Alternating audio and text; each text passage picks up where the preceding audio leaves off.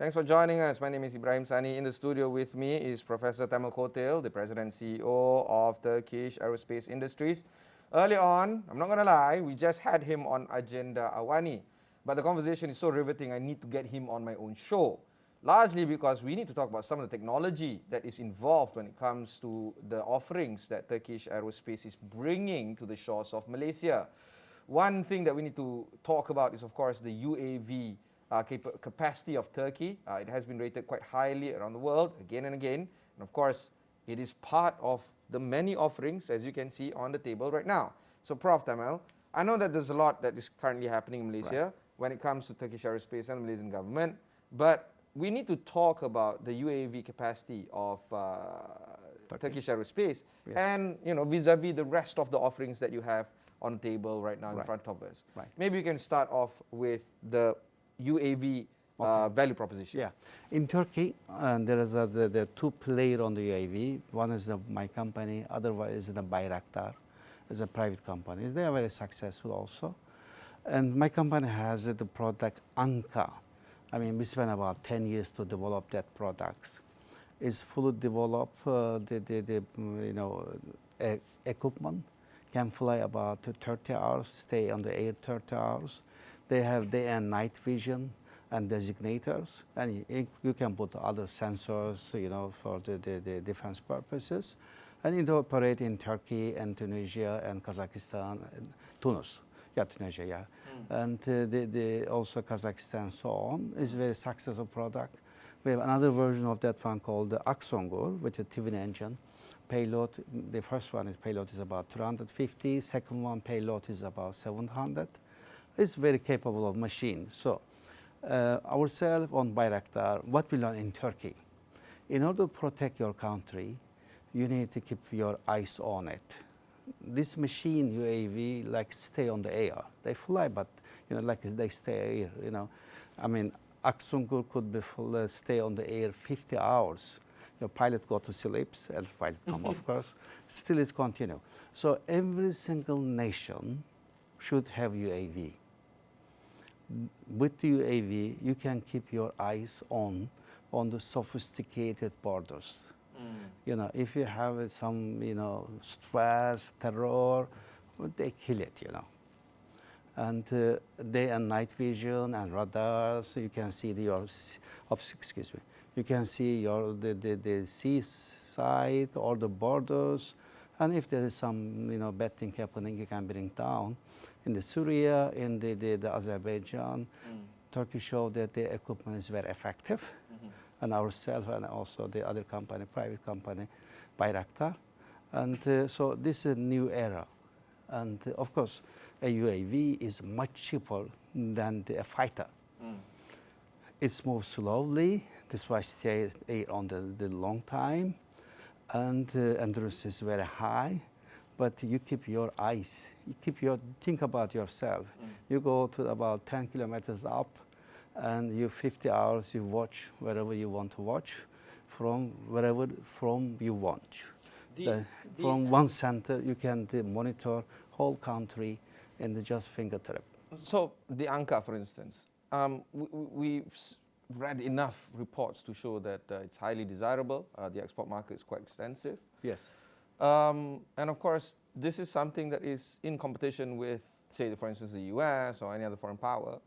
Do you feel that, what kind of advantage does Turkey have when it comes to getting more from this? Because it's to me, if you ask me, you are in the same league as these folks. Yes. So what makes it, What it makes a difference, In Turkey, this industry last 10 plus years is, moving fast, and we hiring so many young people.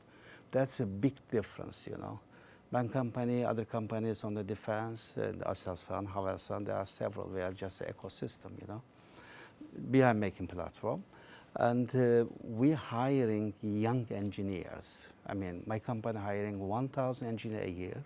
Right now, I'm 5,000 already. I'm planning to go to 10,000.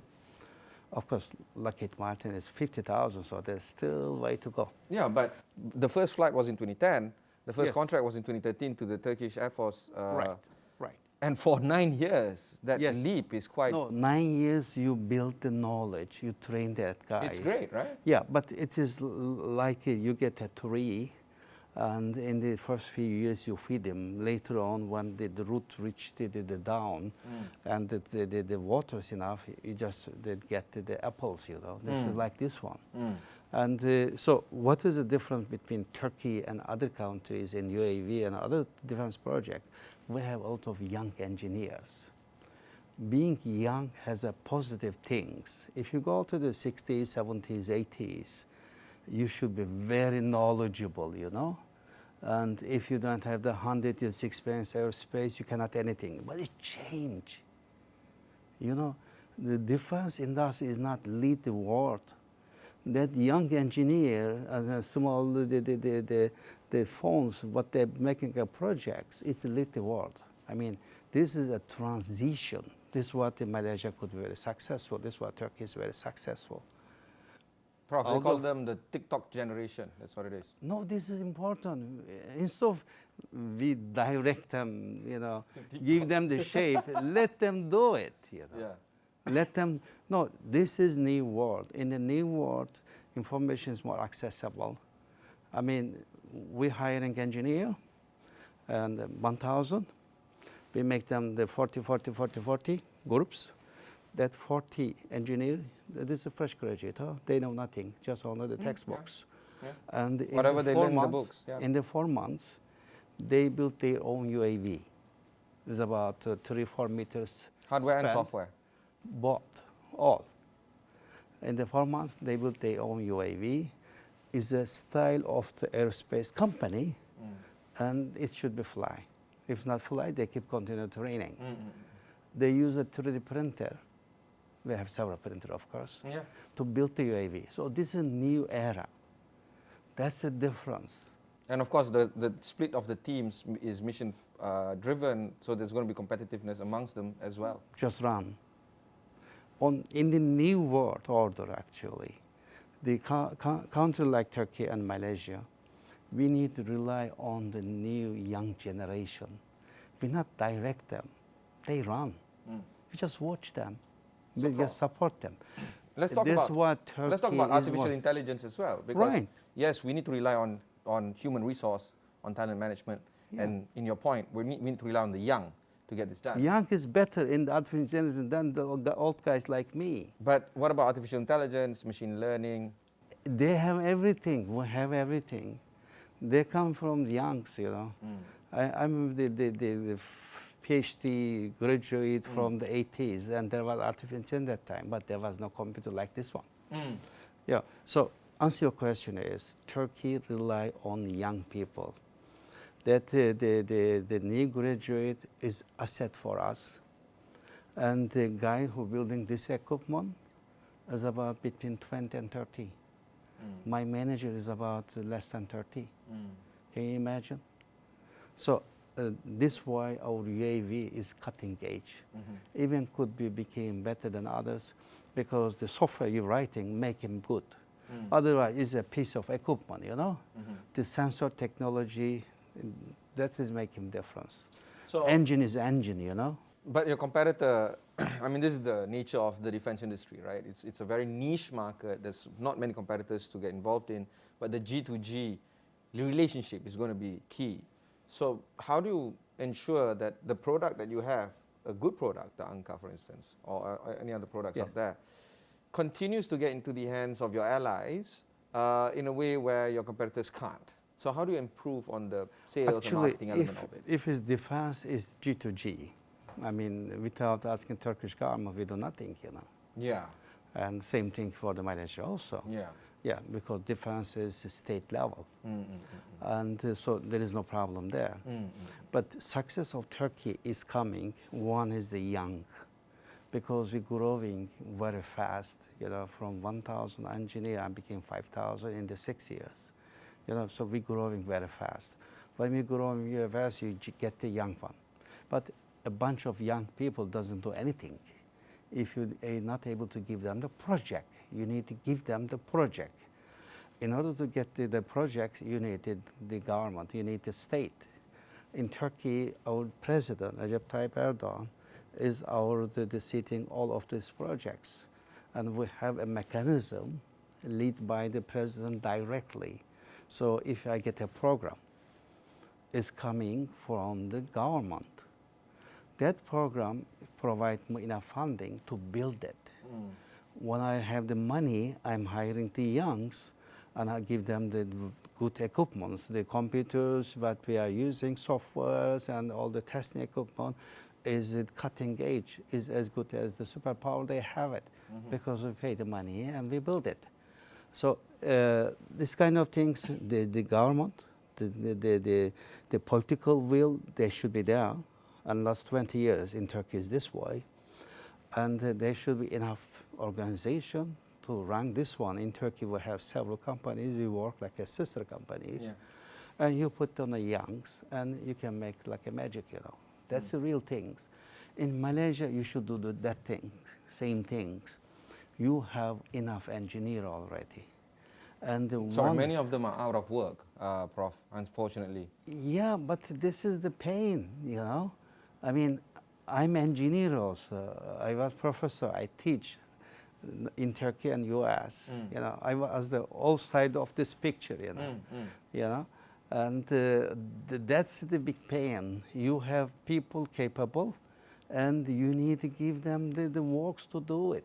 You know? And the second part is something that we're lacking. Unfortunately, I mean, this show is a bit dicey, so I can talk a little bit more. No problem. Right? No problem. But you have the talent in Malaysia, and then you have numbers like 500,000 people unemployed, and that worries me because on this show, I get all the CEOs, and the funny thing is they tell me, oh, I can't find people.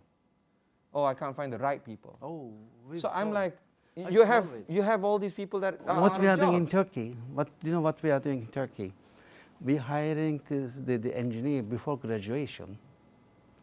We not invite them. We go there, the fit. Yeah. Yes. I mean, this is a new era, you know. Young generation is different. I have the son and the daughter, but I have a grandson also. They are different. You know, this size, you know, the students in Turkey say, I can make this one. Can you imagine? I bet they can. That's the beauty of it. Yeah. They can do it, frank speaking. Yeah. Yeah. So coming back again, in order to have industry, things run to state level, like running in Turkey. And you need to find an excuse to give the jobs to the young people. My excuse is my projects. Can you imagine? I'm hiring 1,000 engineers, 1,000 technicians every single years, like 5 years, you know. So this means we became attractive. And in order to get to the best one, we're going to school. We cannot do same thing here. We're working with your universities, you know. And we're inviting the students in the third and fourth grade. There's another 1,000 students with us whole year, and they're coming 1 or 2 days. Is it like an internship thing going on? Or? Exactly. They work for us. We pay them. Yeah. You know, in order to grow a healthy... I didn't get paid when I was an intern. Oh, so. My gosh. But his story is this one. You need to put a business plan. You need to bring the youngs in order to digest them, eat them up, and they will do it. That's what Turkey is doing. Why in the UAV we are successful. That Gökbey, that blue one, is 12 cities helicopter. We believe it's the best in the earth. First time we designed it. Okay. First time. That's our first helicopter we designed, indigenous in Turkey. Why? Because the guy who leading the transmission system have the PhD from US. I have the PhD from US. They are good school. Malaysia has a good school also. And he's sitting top of it. On the hubs, that rotary things, where I have the best people. It is one of the best in the earth, and you have the best in the Malaysia also. Just you need to give them the job and finance them and follow them. That's it. This is what we're doing. This is what we're going to do in Malaysia also. Including the attack helicopter, which is something that we couldn't cover in the previous conversation. It's not just about building the kind of hardware, it's also about the transfer of technology, particularly when it comes to avionics, writing of code, and most importantly, improving the talent management in the country. Right. Do you feel that that kind of element could be further improved moving forward, at least between Turkey and Malaysia? Yeah, how I measure it, So as I say, I know that in Malaysia so many years, and so many government changed during that period, What I see always, there's a good relation between Turkey and Malaysia. I think is a asset for me. Yeah, I mean, the administration may change, but generally speaking, the MFA State to or state. it's about the same. This is asset to me, and I can set up this thing of avionics in Turkey. I have 200 engineers working in avionics in Turkey. I have also other companies, sister companies doing avionics in Turkey. Why I want to do it here in Malaysia? It's like my country. There is no problem between the governments, And your people is very close to Turkish people. I mean, Malaysians like the Turkey, they come there, and we like to. So, why I'm gonna do it in Turkey, and you have much more resources, and nobody doing avionics in Malaysia, so it's also a good opportunity. I started. I mean, I'm opportunity. Sorry. It's fine. Yeah. I mean, you need to make money, right? So it's fine. No, actually, as I said, I'm working as a CEO a long time, Turkish Airlines here, And what I enjoy to give opportunity to the people, to work to people. Here we hire about 8,000. And Turkish Airlines time, we hire about more than 10,000. That's the part we enjoy. You give the work to young people, and you support them. That's it. The rest coming. Okay, we'll go for one short break. When we come back, we'll discuss a little bit more with Turkish Aerospace Industries. We'll be right back after these messages.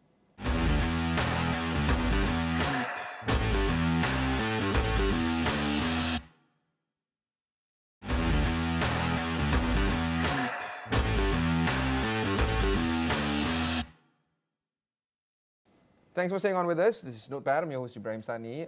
In the studio with me is Prof Temel Kotil, the President and CEO of Turkish Aerospace Industries. We're talking about the kind of opportunities that Malaysia and Turkey can enjoy following their presence here. Prof, you've been on the media run quite a bit. I've seen you being quoted by the media, left, right, and center in the past few days. Thank you. I can see that you are not just, I wouldn't say aggressive, I would say enthusiastic about the opportunities that Turkey and Malaysia can bring about. But people need to understand a little bit better about the offerings, specific offerings. Yeah, we touched a bit about Coupe, the tech helicopter, the UAV. But what specifically would be some of the key value propositions that you can bring when it comes to these projects that you have right now? Okay. And first, I trust Malaysia. I know them so many years. I have experience on it. And we most of the time admire your success on the industry and export and so on, And that's it in my DNA. And this is what I believe on the Malaysia. So I have experience on it. Really what we're trying to do is just focus on the one area today. We have other fields, but right now concentration is avionics. And because you have the grassroots foundation on electronics, you prove yourself worldwide. You are a great player there. And taking that strength, if you turn that equipment you're building toward the aviation quality, aerospace quality, need another step. So we have all that ingredient ourselves already. We're doing it already in Turkey, but we're lacking workforces in Turkey, and you have more than we have in Turkey. So our intention is actually using existing infrastructure and turning existing your product to aerospace quality. Electronics became aerospace quality. Yeah. Aerospace quality means things became more fine. You need to spend more time to design it. You need to test them all aspects, because there is no mercy when you're flying, And this is simply, and we're going to spend this year just ourselves. And hopefully next year we find a partner and the suppliers. And our target is become worldwide brand on the avionics in Malaysia.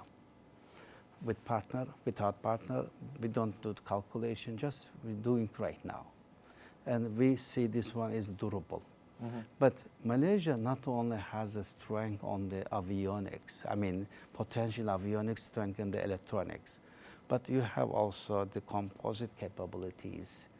I know the CTRM, once you started the construction, it still is going 96 in Malaga. And right now you have a very strong capability there. And you produce for the OEMs, actually. Maybe inshallah one day you produce for your own equipment. Mathematics is very simple. If you produce for somebody else, it's about 10% of the value. If you're doing the whole body, it's 10%. If you have the full product, it's 100%. Mathematics this way, but still making our structure. We're doing our structure, making about 500 million US export a year. That's fine, keep continuing doing it. Yeah. But you need to put engineer and aircraft design. Yeah, and everything else in between, yeah. Exactly. Yes. What is my understanding is, just coming 10, 20 years, your country became a player in aerospace. And nowadays, life is much easier compared to on the traditional methods and times, on the 80s and 90s, you know, because there are a lot of engineering tools available, a lot of the manufacturing tools available, equipment available.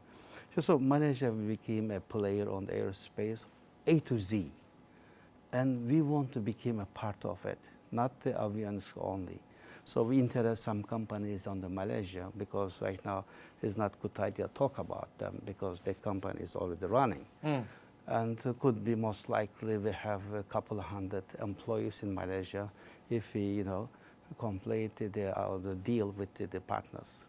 So coming back, Malaysia with the cost structure compared to the region and worldwide, and the individual intellectual and abilities attract us here. And inshallah, you know, in 10 years, you'll see that Tusas Malaysia is successful. I mean, you guys did it, right? I mean, UAV, 10 years, you're already very close to a global Fighter. leader.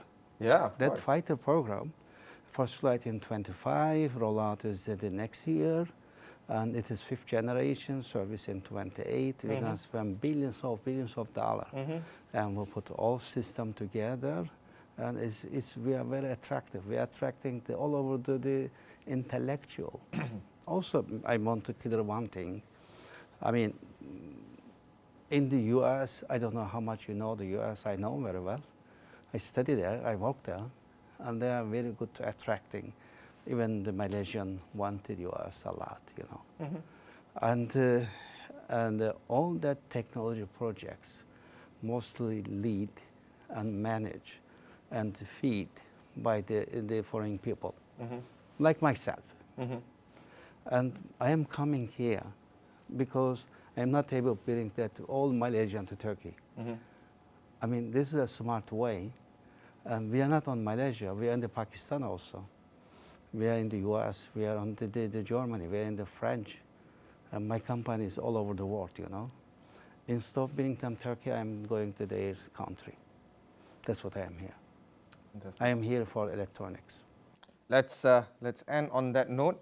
That was our conversation with Prof Temel Kotil, the President and CEO of Turkish Aerospace Industries. As I promised in the earlier show on Agenda AWANI, there's going to be a lot of news cycle that is coming out from Turkish Aerospace and Malaysia. So do keep an eye out on all those news on astroawani.com as well as on our channel 501 AWANI. For now, that's it for this episode of Notepad. Catch you in the next one.